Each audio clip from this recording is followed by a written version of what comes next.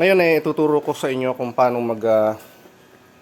align nitong gulong, nitong ganitong klaseng e-bike. Yung ganito yung suspension. Kung katulad nito yung suspension ng e-bike nyo, ayan, i-align natin yan. Kita ba? Madilim. Ayan, lagyan natin ng lights. Ayan.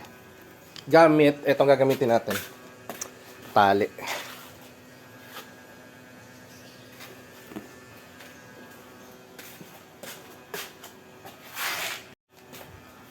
Ito yung kailangan nating tools. Yung dalawang to. Number 18. To.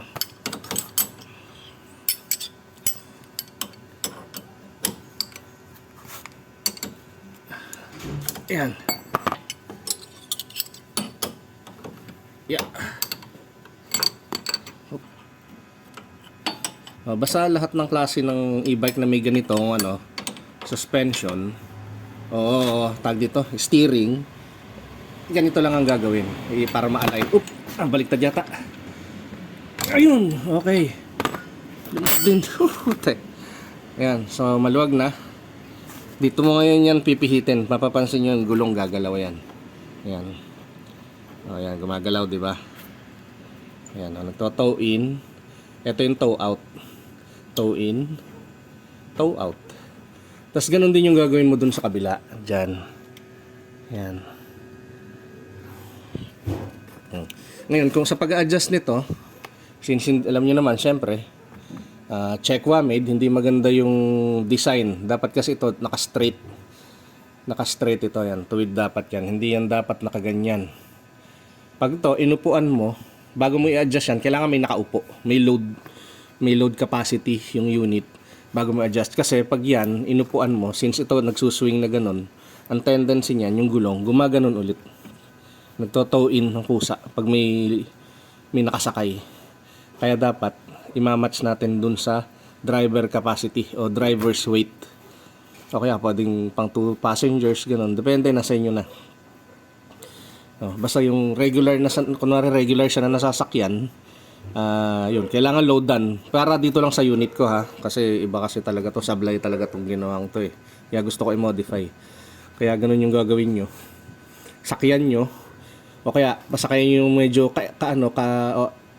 katimbang nyo do sa driver side o sa gitna, saka kayo mag-adjust nitong toe in at saka toe out. Yeah. Gamit tayong tali. Luwagan ko lang pala yung kabila. Kailangan luwagan din dito sa kabila.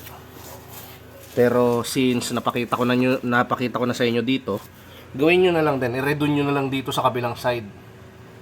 Yan. So ito, maluwag na rin tong kabila. Yan. Ito rin yung isang pipihitin. Kayang-kaya ng kamay to, pero ba't matigas? Parang nag-lock. Bayaan lang natin yung maluwag. Tapos ibaba na natin yung jack. Tapos kung papasakay tayo ng katimbang ko. Yan, pansin nyo yung pag nakaangat siya, nakabuka ka yung naka-toe out. Buka ka yung gulong. Tingnan nyo pag binaba ko yan. Yan, tingnan nyo ha. Look closely.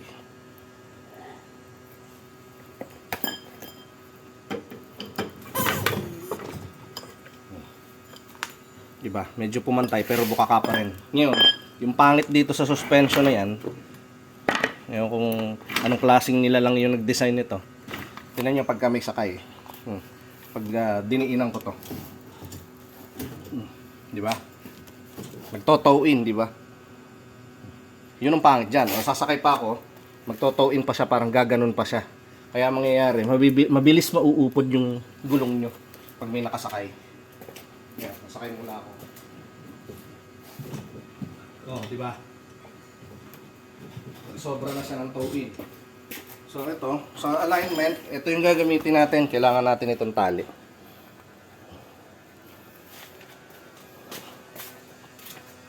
Ganito lang yung gagawin.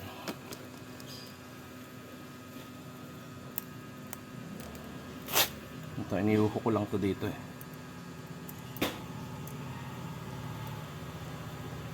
Dito na ako sa baba. So ito na yung tali. Yan, gaganyan. Ihuho ko lang dyan yan para Ayun, parang laser sa mga nag-a-align na shops. So, tapos saka mo pipihitin, dapat magpantay ito. Yan. Yan, tulad yan, di ba? Yan, tapos i-check nyo muna sa steering. Kung diretso, ayan, mapapansin nyo. O, kung narigan mo yan, pinantay mo yan. O, di pantay na. Pag tinignan mo sa kabila, syempre, dun sa kabila, hindi. O. So, yan, dikit. May konti dun, so mag-a-adjust ka. Ngayon. Kaya dapat i-center mo to. Yan. So, dito, mukhang pantay naman. Dito ka mag-a-adjust. So, pipihitin mo to. Yung gitna. Hanggang sa... Pihitin ko, yan. Hindi kita. So, pag pinihit natin yan, didikit yan. Toe in. O, yan. Pantay na. Ganun lang mga paps. O, pero sabi ko nga, kailangan may load. Kailangan may ano siya, may nakasakay. Kaya mag-hire tayo ng sasakay. Okay. Minaarkila na akong sasakay na kasing bigat ko din. So, mas magaan ng konti. Mapapansin nyo, yan, naka-align yan. Pati yung kabila. Yan. Sige, sakay ka. Yan, pag sumakay, mawawala na sa alignment yan. Lalo na pagka, siyempre, pag gumalaw-galaw, teka, sakay pa ako. Upo rin ako. Para magkaroon lang ng counterweight. Yan. So, ayan, anong nangyari? Eto, masyado na siyang nabagting. Nag-toe in siya.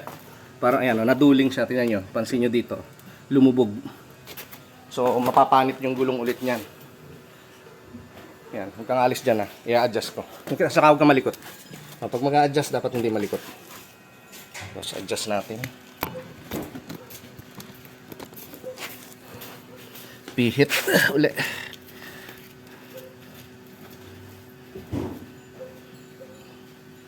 Yan, toe in. Baka bumitaw na to sa lock, ano ng adjustment, ha. Yan. Kita ba, mga tol? Yan. So, dapat mag-ano ulit dito. Umangat ulit yan. Yeah. Tigas. Yan. Di umangat siya ng konti. Then, dikit. Yes! Okay, dikit na. Then, sa kabila. Saka natin yung hihigpitan pagtapos na. Dito naman tayo.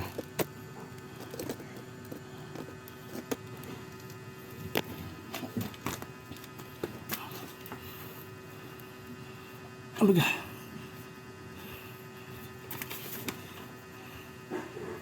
Ayan. Nagalaw mga tol, no? Ayan. Sagad na.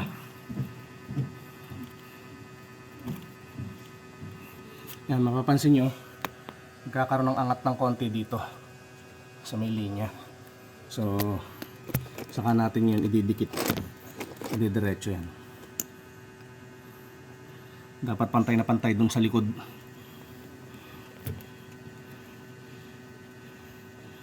Pagka nagkaroon pa to ng sakay, ano pa yan, magsasalubong ulit yan. Pero no choice na, ganun talaga dahil ang pangit nga ng suspension. So, yan, pantay na. Pwede na tayo magigpit. Pwede na rin natin iangat. Tingnan natin kung ito.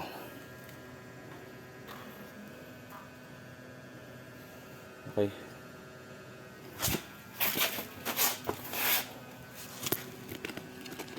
Waways. Okay. Yan. Higpitan ko lang no, higpit kamay. Grabe. Halos sumagad mga tol.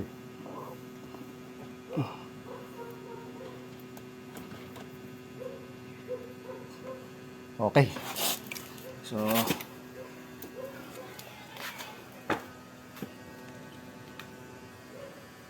ayan, okay na.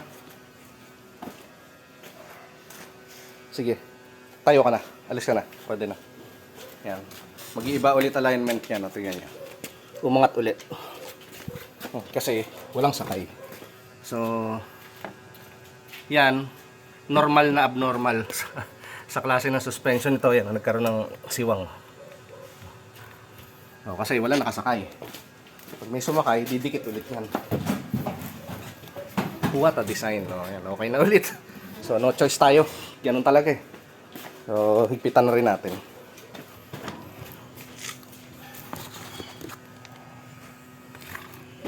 Higpitan na natin ito. Kamay muna din. Saka natin isagad.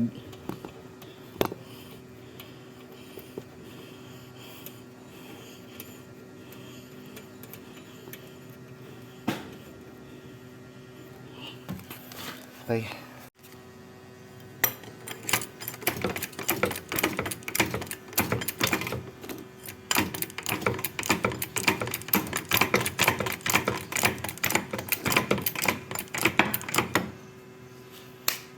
Okay. Kita na natin.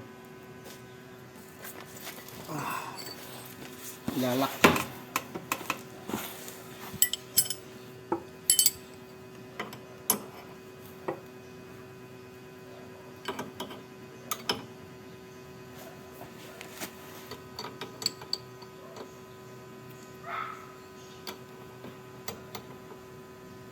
Kaya sa mga may suspension na ganito, yun ang issue. Madali talaga maupod yung goma kasi hindi talaga maganda yung design.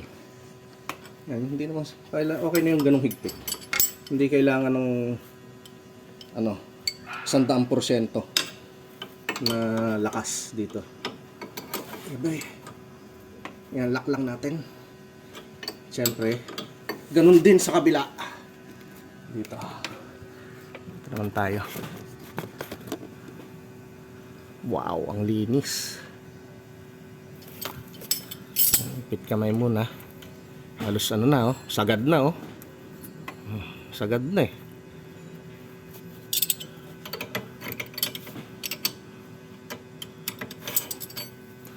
Nasaan yung hanapin natin yung stopper.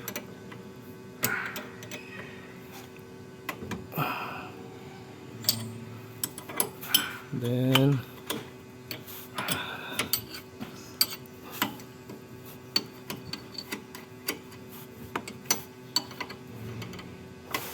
okay. Yan, ayos na yan. Uy, ngayon bumaba Bakit? Ito. Lato. Okay lang yan. Ito naman yung adjust, dito ina-adjust yung kung letter A siya o diretsong ganon yung camber. So okay na to. Yan, nakabuka ka ulit. Pero perfect bukaka na siya, pantay na.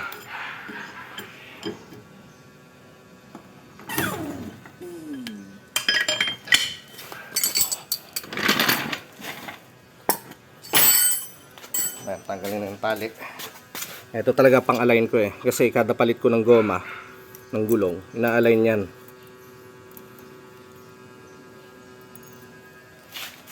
Ito yung gamit kong tali.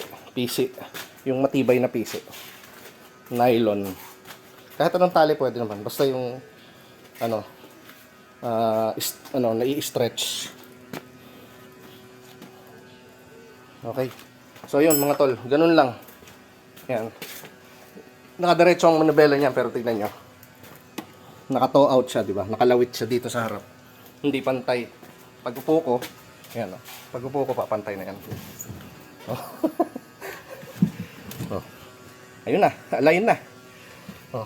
Siyempre, pag may sakay ka sa harap, medyo magsasalubong pa rin ng konti yan. Pero siguro konting-konti na lang. Kasi sa likod, iba naman pag may karga sa likod eh. Ang pressure na sa likod, dun sa likod na gulong. Kaya hindi na masyado maapektuhan. So okay na yan. Pwede nyo ring i-adjust na na yung bigat pandalawahang sakay sa harap.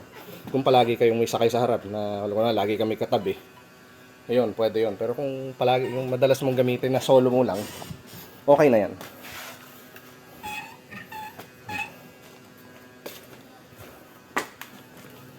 Okay, medyo may bukaka na siya ng konti pag walang sakay. So yan na, ganun lang mga tol. Ganun lang kasimple mag-adjust. mag-align. Yung likod, hindi nga pala na-align yan kasi nakaano siya, rekta siya sa differential. Harap lang.